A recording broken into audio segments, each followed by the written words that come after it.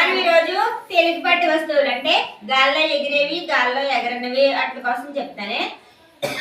ఇదేంటి? డబ్బా. గాల్లో ఎగురుతుందా? ఎగరదు. ఇంక ఇలా పెడితే దొర్లిస్తే దొర్లుతుంది కదా. గాల్లో ఎగురుతుందా? ఎగరదు. ఈ బెలూన్ ఇది ఎగురుతుందా? రాయ ఎగరదు పైకి కదా.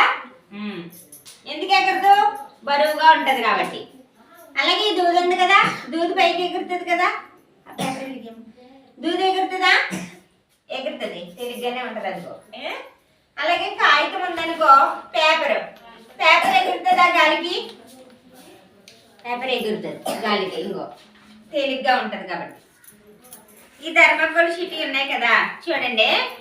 ఇవి గాలికి ఇలా ఊదిన ఎగిరినాయి కదా.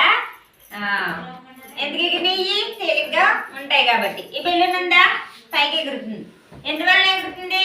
ఇందులో మనం గాలిని నింపాం కదా, లోపల గాలి ఉంది కదా, బెలూన్ ఉంది, అందువల్ల తేలిగ్గా ఉండడం వల్ల ఎగురుతుంది. మీరు కూడా ఎగరేయండి బాల్ బెలూన్. కూర్చునే ఎగరేయండి, కంగారు పడ. పైకి పైకి ఎగురుతున్నాయా? ఇంకో ఎగిరింది. సరే ఎందుకు ఎగురుతున్నాయి? ఇవన్నీ బెలూన్స్ తేలిగ్గా ఉన్నాయి కాబట్టి. తెచ్చేయండి, కూర్చోండి అందరూ. అర్థమైందా మీకు?